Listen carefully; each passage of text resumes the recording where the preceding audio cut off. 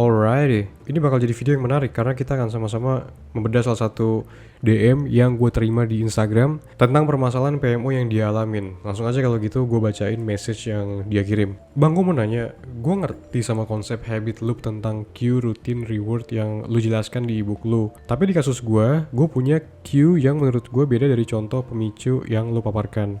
Gue ngerti bahwa paparan konten-konten semi-porn cukup berpengaruh untuk memicu PMO. Namun yang gue alami justru gue terpicu buat PMO bukan karena paparan konten-konten semi-porn, tapi karena mental gue yang lagi down karena gue orangnya yang cenderung melankolis ketika gue melakukan kesalahan di dalam kehidupan sehari-hari. Gue cenderung menyalahkan diri gue sendiri dibandingkan orang lain, dan ketika gue mencari di internet tentang apa kondisi gue menemukan hasil bahwa gue memiliki low self-esteem. Nah, ketika gue lagi di kondisi down itu, gue cenderung mencari pelarian dan kegelisahan gue, dan akhirnya PMO. Dan lingkaran setan itu terus berlanjut sehingga gue putus asa karena usaha yang gue lakukan untuk memutus lingkaran setan itu terus-menerus gagal.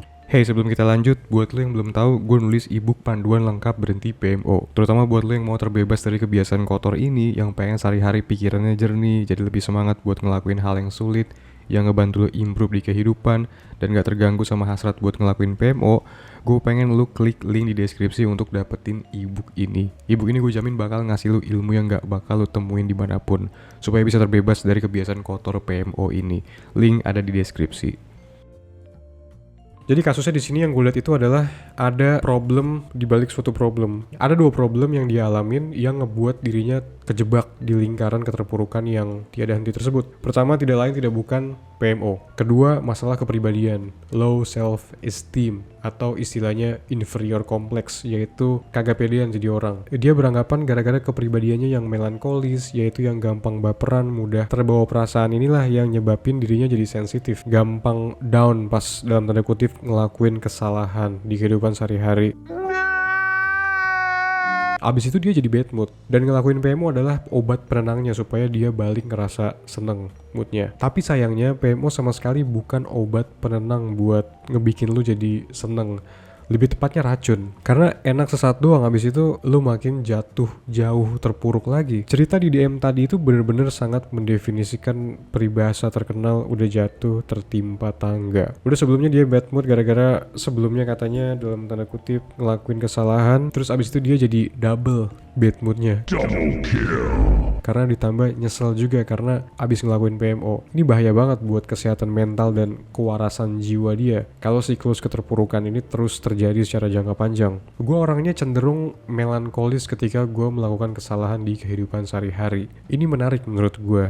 Menurut gue ini akar penyebab kenapa dia akhirnya mengalami mental down, lalu berlanjut ke ngelakuin PMO sebagai pelarian. Menurut gue ngelakuin kesalahan itu subjektif, relatif bagi setiap orang. Maksudnya tergantung gimana lu menyikapinya. Oke, gini contohnya biar lebih konkret apa yang gue maksud tadi. Di suatu hari, orang yang lagi gue bacain DM-nya ini ngajak kenalan cewek karena dia tertarik, karena insting lelakinya berkata untuk nyuruh nyamperin, tapi ditolak. At the same time, di hari yang sama, gue juga nyamperin cewek yang menurut gue menarik dan atraktif, tapi juga ditolak. Nah, berbeda sama si pengirim DM ini yang anggap kejadian ditolak tadi sebagai kesalahan, dan oleh karenanya bikin mental dia jadi down parah, dan akhirnya dia ngelakuin PMO sebagai pelarian. Gue ngelihat kejadian tersebut sebagai kemenangan.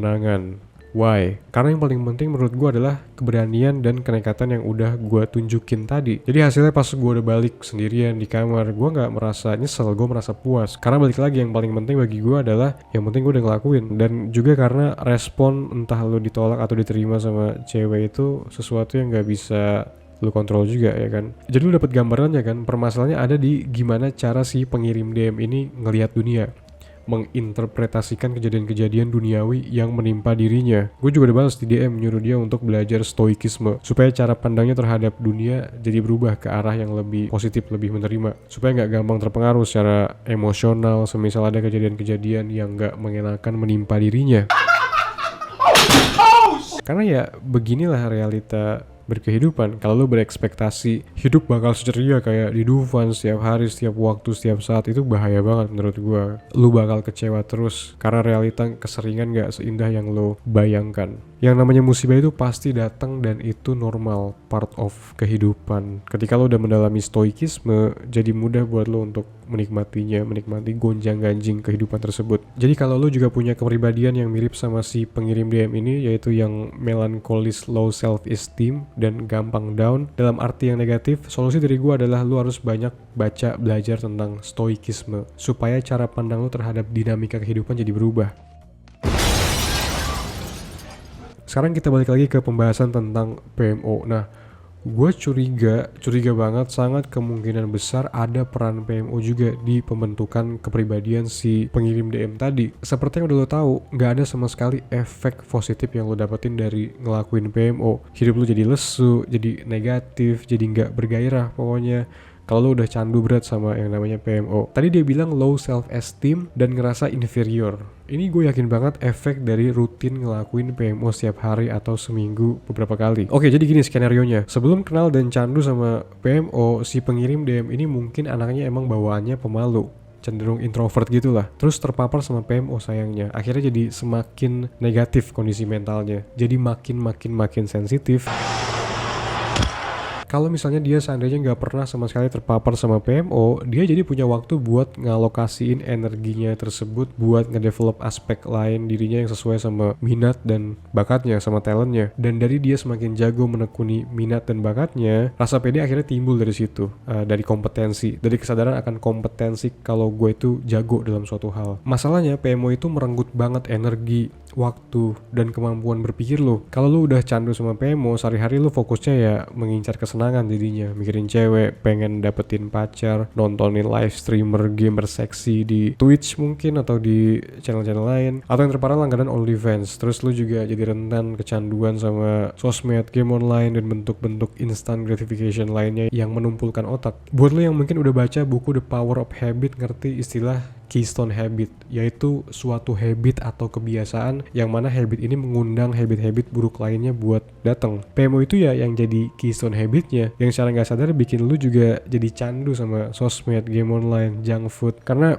gara-gara PMO otak lu jadi terlatih, jadi teradaptasi, jadi addict sama instant gratification. Kalau gue jadi si pengirim DM ini, langkah yang bakal gue lakuin untuk memutus lingkaran keterpurukan mental down abis itu ngelakuin PMO sebagai pelarian, gue bakal ngasih diri gue dua opsi buat nyalurin energi negatif, emosi marah, dan kecewa gara-gara melakukan kesalahan di kehidupan sehari-hari. Karena yang harus lu tahu juga itu adalah energi nggak bisa dimusnahkan, hanya bisa disalurkan. Pas lu lagi kondisi mental down, lu tetap punya energi, yaitu energi marah.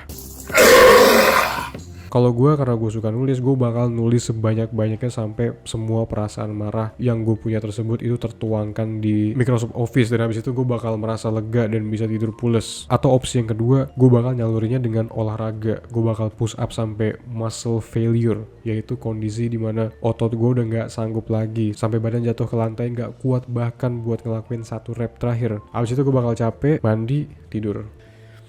Oke, itu aja yang mau gue sampaikan di video kali ini. Kalau lo ngerasa kontennya ngebantu, kalau lo ngerasa ada temen lo yang ngalamin hal yang serupa yang seperti dialami sama si pengirim DM tadi, lo bisa share konten ini. Jangan lupa like, subscribe buat lo yang belum subscribe, and see you in the next content.